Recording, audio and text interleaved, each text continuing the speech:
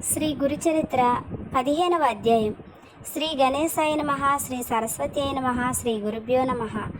సిద్ధయోగి ఇలా చెప్పారు: నాయన, కొద్ది కాలంలోనే శ్రీగురిని మహిమ అన్ని దిక్కులా వ్యాపించి సుదూర ప్రాంతాల నుంచి కూడా ఎందరెందరో తమ కోర్కెలు నెరవేర్చుకోవటానికి ఆయనను దర్శించేవారు.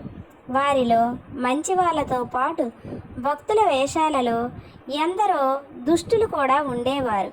పూర్వం పరశురాముడు దుష్టులైన రాజులను ఓడించి సంపాదించిన భూమండలమంతా దానమిచ్చేసి సహ్యాద్రి పర్వతానికి దక్షిణ దిక్కునున్న కొంకణ దేశంలో ఒక చోట తపస్సు చేసుకుంటున్నాడు.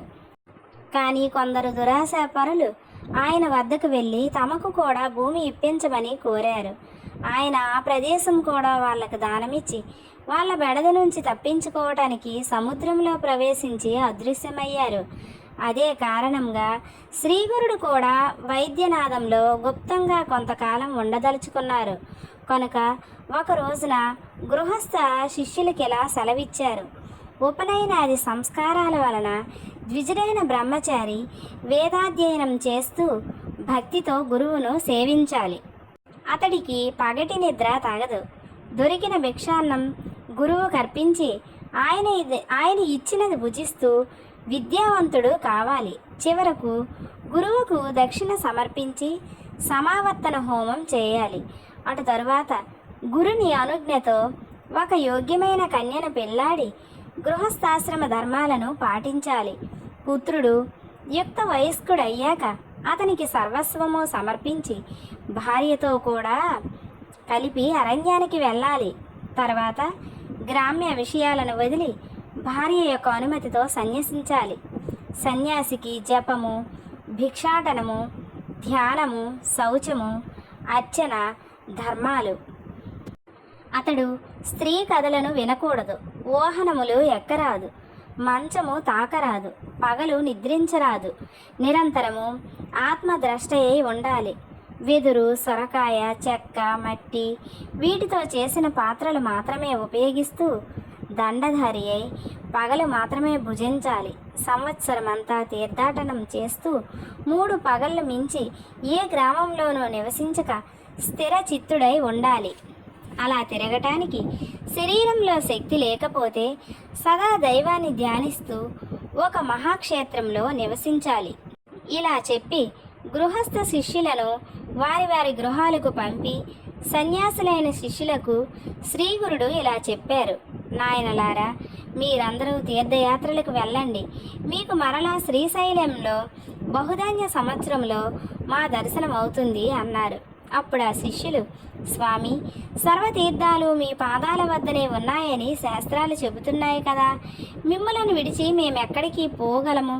దానివల్ల మాకు కలిగే లాభమేమున్నది అన్నారు. అప్పుడు స్వామి: నాయన్లారా, సన్యాసులమైన మనము 5 రోజులకు మించి ఎక్కడా నిలవకూడదు. సర్వతీర్థాలు దర్శించడం మన ధర్మం. దానివల్ల మనస్సు స్థిరమవుతుంది. అటు తరువాత ఒక చోట స్థిరంగా ఉండటం శ్రేయస్కరం అని చెప్పారు. అప్పుడు శిష్యులు: స్వామి, మీ మాటయే మాకు ప్రమాణం. మేము ఏ తీర్థాలు దర్శించాలో సెలవియ్యండి అని కోరారు. అప్పుడు శ్రీగురుడు ఇలా చెప్పారు: నాయనలారా, తీర్థాలన్నింటిలోనూ ఉత్తమమైన కాశీకి వెళ్ళి గంగను సేవించి గంగా తట యాత్ర చేయండి. అటు తరువాత యమున, సరస్వతి నదులను కూడా అలానే సేవించండి. అందువలన పితృదేవతలకు సంతృప్తి, మీకు శాశ్వత బ్రహ్మలోక ప్రాప్తి కలుగుతాయి. తర్వాత వరుణ, కుశావర్త, శతద్రౌ, విపాశౌ, శరావతి, వితస్త, అసిగ్ని, మరుద్రుద, మధుమతి, పయస్విని, ఘృతవతి, రేవ, చంద్రభాగ, రేవతి, సరయు, గోమతి, వేదిక, కౌశిక, నిత్యజల, మందాకిని, సహస్రవక్త, పూర్ణ, పుణ్య, అరుణ, బహుద, వైరోచని, పుష్కర, ఫల్గు, అలకనంద మొదలైన నదుల్లోనూ నదీ సంగమాల్లోనూ స్నానం చేసి తటయాత్రలు చేయండి. అలానే శ్రీశైలము, అనంతము, రామేశ్వరము, సేతుబంధము, శ్రీరంగము, పద్మనాభము, నైమిషారణ్యము, పురుషోత్తమము, మహాలయము, కేదారము, కోటిరుద్రము, మాతృకేశము, కుబ్జ తీర్థము, కోకాముఖి, ప్రసాద తీర్థము, విజయ తీర్థము, చంద్రతీర్థము, గోకర్ణము, శంఖకర్ణము అనే తీర్థాలలో స్నానం చేయండి. అలానే అయోధ్య, మధుర, మాయ, కాంచి, ద్వారక, సాలగ్రామము, శబల గ్రామాలు దర్శించండి. సవ్య మార్గంలో 3 సార్లు గోదావరి తటయాత్ర చేస్తే పాపాలన్నీ నశించి జ్ఞానం కలుగుతుంది. అలానే భీమేశ్వర, పంజర, కుశితర్పణ, పూర్ణ, కృష్ణవేణి, తుంగభద్ర, పంబ, భీమా నదులకు తటయాత్ర చేయండి. హరిహర క్షేత్రము, పాండురంగ క్షేత్రము, మాతులింగము దర్శించండి. గంధర్వపురం అనగా గానుగాపురం ఉత్తమమైన క్షేత్రం. అక్కడ ఎన్నో తీర్థాలున్నాయి. అచ్చటి దేవతలు సులభంగా వరాలిస్తారు. అక్కడ భీమ, అమరజా నది సంగమం ఉన్నది. అచ్చటి అశ్వత్థ వృక్షము సాక్షాత్తు కల్పవృక్షమే. దానికి ఎదురుగా నృసింహ తీర్థము, దానికి తూర్పున పాపనాశ తీర్థము, దాని పక్కనే రుద్రపాద తీర్థము, చక్ర తీర్థము, తర్వాత కోటి తీర్థము, మన్మథ తీర్థము ఉన్నాయి. అక్కడనే కల్లేశ్వరుడు ఉన్నాడు. గంధర్వపురం సాటిలేని సిద్ధభూమి కనుక అక్కడ అనుష్ఠానం చేస్తే అతి త్వరగా అభీష్టాలు నెరవేరుతాయి.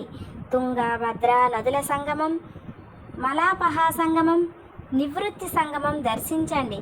బృహస్పతి సింహరాశిలో ప్రవేశించినప్పుడు గోదావరికి, కన్యారాశిలో వచ్చినప్పుడు కృష్ణానదికి, తులారాశిలోకి వచ్చినప్పుడు తుంగభద్రకు, కర్కాటకంలో ప్రవేశించినప్పుడు మలాపహ నదికి పుష్కరాలు వస్తాయి. అంటే గంగానది ఆయా పవిత్ర సంవత్సరాల్లో ఆయా నదుల్లో వచ్చి ఉంటుంది కనుక వాటిని సేవించడం ఎంతో మంచిది. అలానే ఆయా నదులు సముద్రంలో కలిసే చోట స్నానం చేయటం వల్ల ఎంతో పుణ్యం వస్తుంది. కుంభకోణము, కన్యాకుమారి, మత్స్యతీర్థము, పక్షితీర్థము, ధనుష్కోటి, కొల్హాపురము, కరవీరము, మహాబలేశ్వరం దర్శించండి. బిల్లవటి, వరుణ సంగమం, కృష్ణా తీరంలోనున్న ఋష్యాశ్రమం దర్శించండి. అమరపురం వద్దనున్న కృష్ణవేణి పంచనది సంగమంలో 3 రోజులు స్నానము, ఉపవాసము చేస్తే అన్ని కోరికలు తీరడమే కాక పరమార్థం కూడా లభిస్తుంది. యుగాలయము, శూర్పాలయము, కపిలాశ్రమం, కేదారం, పిఠాపురం దర్శించండి. అక్కడ శ్రీ దత్తాత్రేయ స్వామి ఉన్నారు. తర్వాత మణిగిరి, వృషభాద్రి, కళ్యాణ నగరము, అహోబిలము దర్శించండి. కర్కాటక రాశిలో సూర్యుడు ప్రవేశించినప్పటి నుండి నదులు రజస్వలలు కనుక వాటిలో స్నానం చేయకూడదు. నదీ తీరాలలో నివసించే వారికి మాత్రమే ఈ నిషేధం వర్తించదు. నదులకు కొత్త నీరు వచ్చే రోజులే రజస్వల కాలం. అప్పుడు శిష్యులు ఆయనకు సాష్టాంగ నమస్కారం చేసి వారి ఆశీస్సులు పొంది తీర్థయాత్రలకు వెళ్ళారు. నేను మాత్రం ఆయన సేవ చేయటానికి వారితోనే ఉన్నాను. శ్రీ దత్తాయ గురవే నమః. శ్రీ శ్రీపాద వల్లభాయ నమః. శ్రీ నృసింహ సరస్వత్యై నమః. ఇంతటితో గురుచరిత్ర 15వ అధ్యాయం సంపూర్ణమైంది. తర్వాత వీడియోలో గురుచరిత్ర 16వ అధ్యాయం గురించి చెప్పుకుందాం. అయితే ఈ వీడియో కనుక మీకు నచ్చినట్లయితే లైక్ చేయండి, షేర్ చేయండి. నా ఛానల్ కనుక మీకు నచ్చినట్లయితే నా ఛానల్ని సబ్స్క్రైబ్ చేసుకోండి. మీరు చేసే లైక్, షేరు, సబ్స్క్రైబు నాకు ఎంకరేజ్మెంట్గా ఉంటుంది. ఆధ్యాత్మిక పరమైన విషయాలు ఉండే ఛానల్స్ ఎవరు కూడా పెద్దగా సబ్స్క్రైబ్ చేయట్లేదు, పెద్దగా ఎవరు చూడట్లేదు.